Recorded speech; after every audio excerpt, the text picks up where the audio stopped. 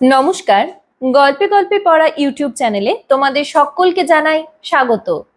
আজকে আমরা আলোচনা করব একাদশ শ্রেণীর দ্বিতীয় সেমিস্টারে থাকা সৈয়দ মুজতবা আলীর যে রম্য রচনাগুলি আছে তার মধ্যে 25শে বৈশাখ এই রম্য রচনাটি সম্পর্কে আজকে আমরা বিস্তারিতভাবে আলোচনা করব। এর আগে আমরা বই কেনা রম্য রচনাটি নিয়ে আলোচনা করেছিলাম। যদি তোমরা সেই ভিডিও না দেখে থাকো তাহলে অবশ্যই আমাদের ইউটিউব চ্যানেল গল্পে গল্পে পড়াতে দেখে নিতে পারো।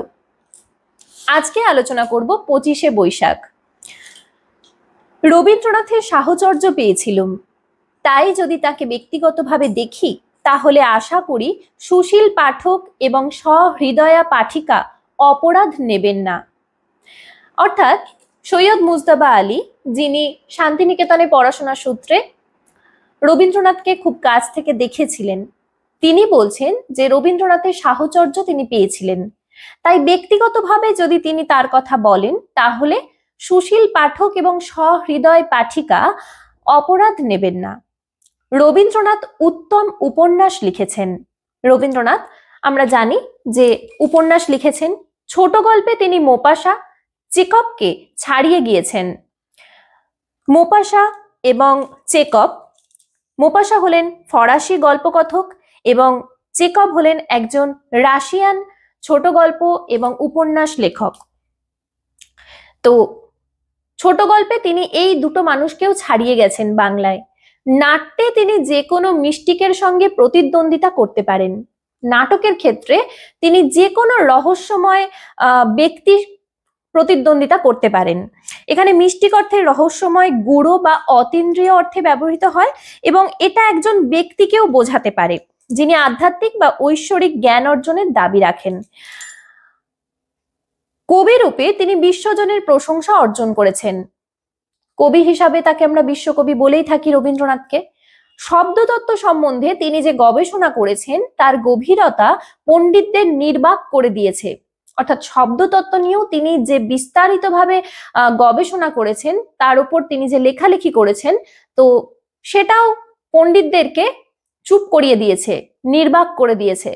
তার রাজনৈতিক দূরদৃষ্টি আরো কত বৎসর ভারতবাসীকে নব নব শিক্ষা দেবে তার ইয়ত্তা নেই। অর্থাৎ তার যে রাজনৈতিক দূরদৃষ্টি ছিল এবং যা তিনি তার প্রবন্ধের মাধ্যমে মানুষের কাছে পৌঁছে দিয়ে গেছেন, সেইগুলো ভারতবাসীকে নব নব শিক্ষা দেবে তার ইয়ত্তা নেই। অর্থাৎ এগুলো কিন্তু ভারতবাসীকে নতুন নতুন শিক্ষা দিয়েই যাবে। আজ থেকে কত বছর আগে লেখা প্রবন্ধে তিনি তার মতাদর্শ জানিয়ে গেছেন, কিন্তু সেইগুলো আজও সমানভাবে প্রাসঙ্গিক। এখানে আমরা বলতেই পারি যে শিক্ষা, সভ্যতা সংকট, স্বদেশ, ভারতবর্ষ, পল্লী প্রকৃতি প্রভৃতি প্রবন্ধ সংকলনে যে প্রবন্ধগুলো আছে সেখানে কিন্তু তিনি তার এই গভীর চিন্তা ভাবনার কথা বলে গেছেন। আর গুরু রূপে তিনি যে শান্তিনিকেতন নির্মাণ করে গিয়েছেন, তার স্নিগ্ধ ছায়ায় বিশ্বজন একদিন সুখময় নীড় লাভ করবে, সে বিষয়েও কোনো সন্দেহ নেই।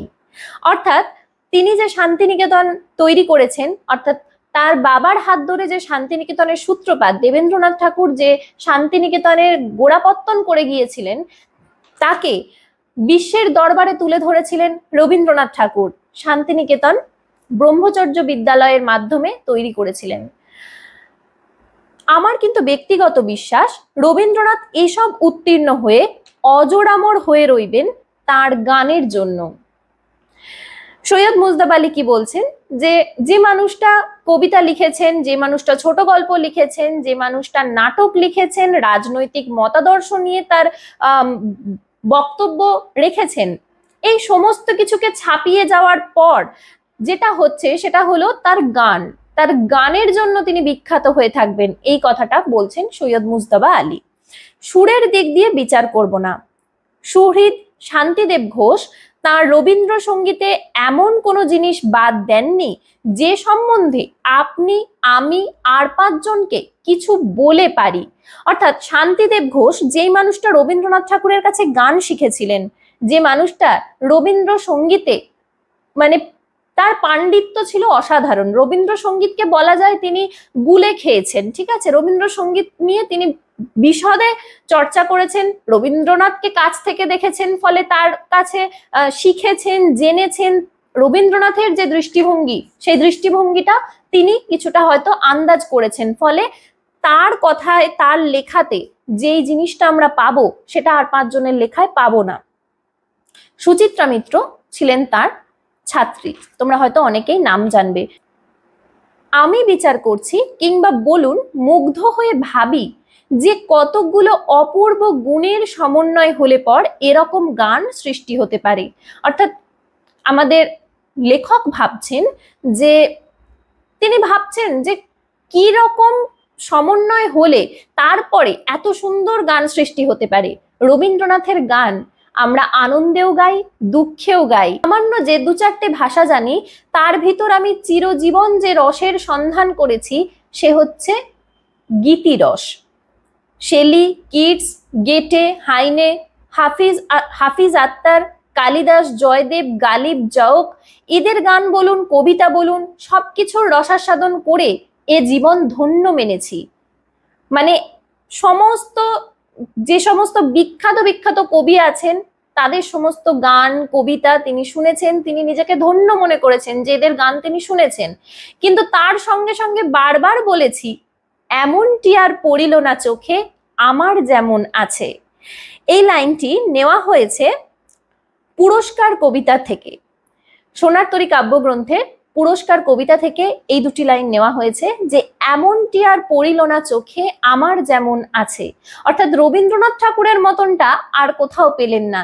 তার গানের যে সুর, তার গানের যে কথা, তার গানের যে ভাব, সেই ভাবটা যিনি অনুভব করেছেন তিনি এর স্বাদ পেয়েছেন। তার কারণ বিশ্লেষণ করতে গিয়ে বারবার হার মেনেছি। রবীন্দ্রনাথের গান এমনই এক অখণ্ড রূপ নিয়ে হৃদয়, মন অভিভূত করে ফেলে যে তখন সর্বপ্রকারের বিশ্লেষণ ক্ষমতা সম্পূর্ণ লোপ পায়।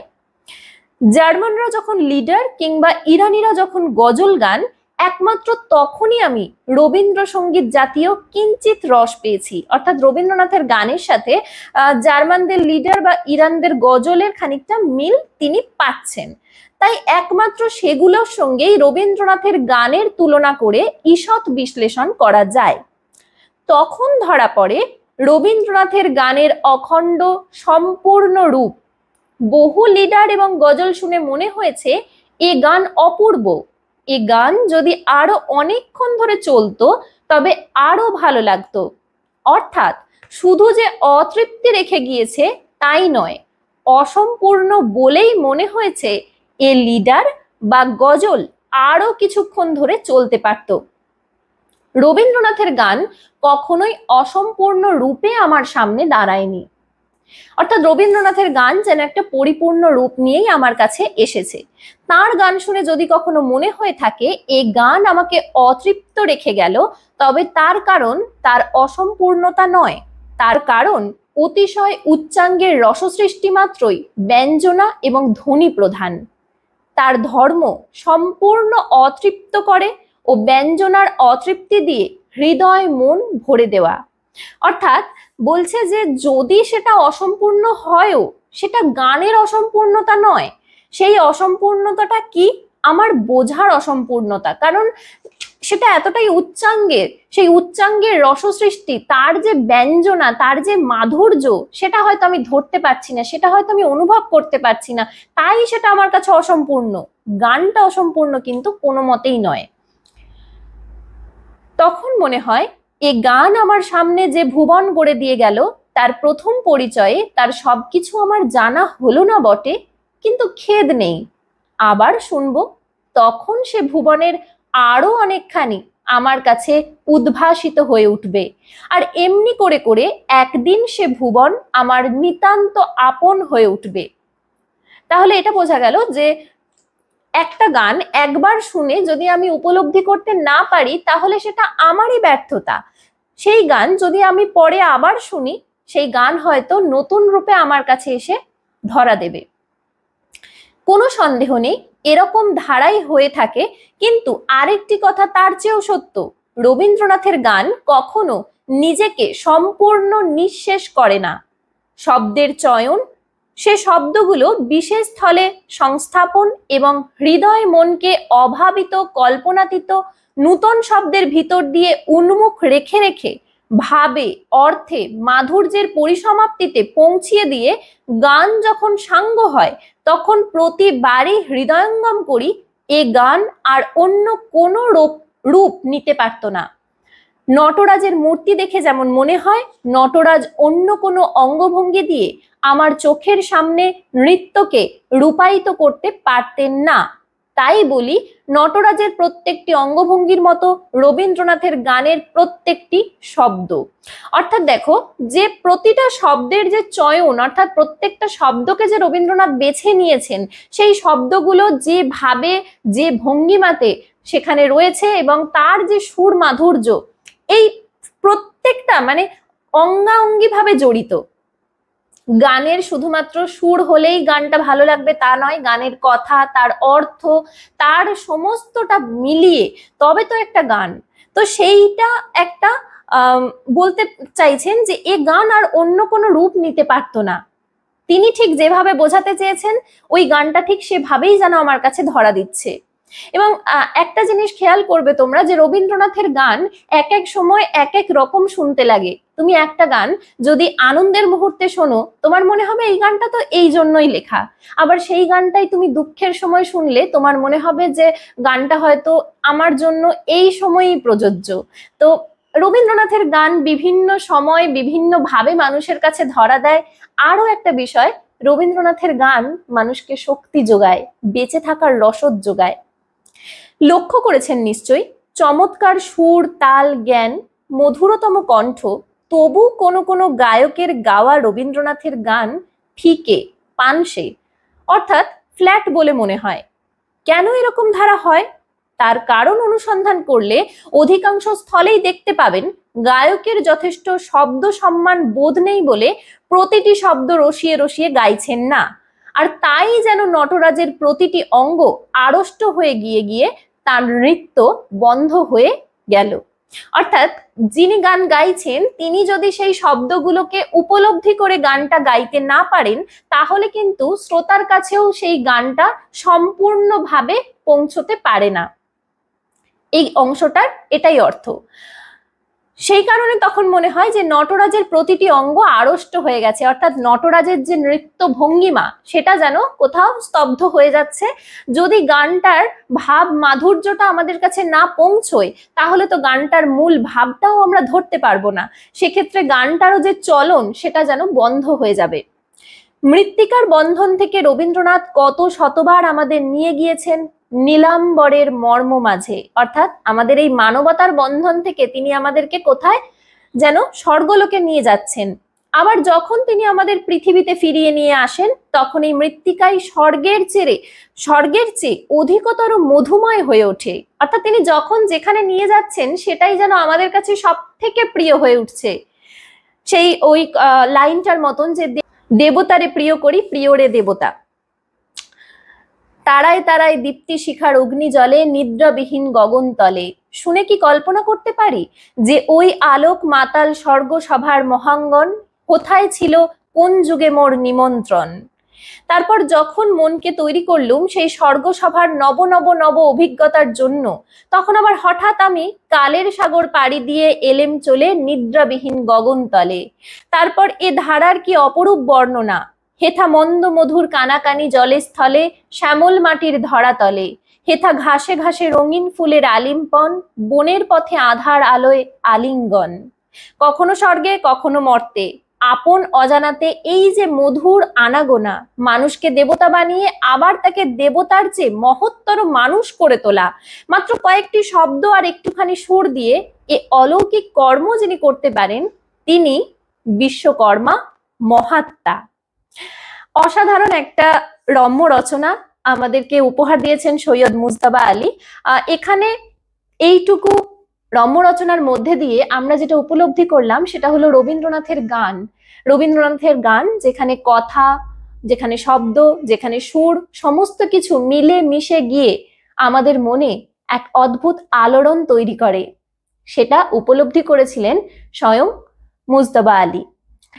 তাই তার মনে হয়েছে যে গল্প, উপন্যাস, নাটক সমস্ত কিছুকেও ছাপিয়ে গিয়ে রবীন্দ্রনাথের গান যেন সকলের কাছে ছড়িয়ে পড়েছে, রবীন্দ্রনাথের গান যেন সব থেকে বেশি গুরুত্ব পেয়েছে আমাদের কাছে। আরেকটা বিষয় সেটা হলো যে গানটা তো শুনতে পারা যায়। একজন মানুষ যিনি অতটাও পড়াশোনার সাথে যুক্ত না, তিনি হয়তো গানটা শুনে উপলব্ধি করতে পারবেন, গানের কথা বুঝবেন, গানের মানে বুঝবেন, গানের সুরকে উপলব্ধি করবেন। তিনি হয়তো রবীন্দ্রনাথের আর অন্য কোনো লেখালেখি না পড়লেও রবীন্দ্রনাথের গান শোনেননি, এমন মানুষ খুঁজে পাওয়া, এমন বাঙালি খুঁজে পাওয়া কিন্তু দুষ্কর। আজকের আলোচনা কেমন লাগলো অবশ্যই কমেন্ট করে জানাও। যদি ভালো লাগে তাহলে লাইক করো, এবং যদি চ্যানেলে নতুন হও তাহলে অবশ্যই চ্যানেলটি সাবস্ক্রাইব করো।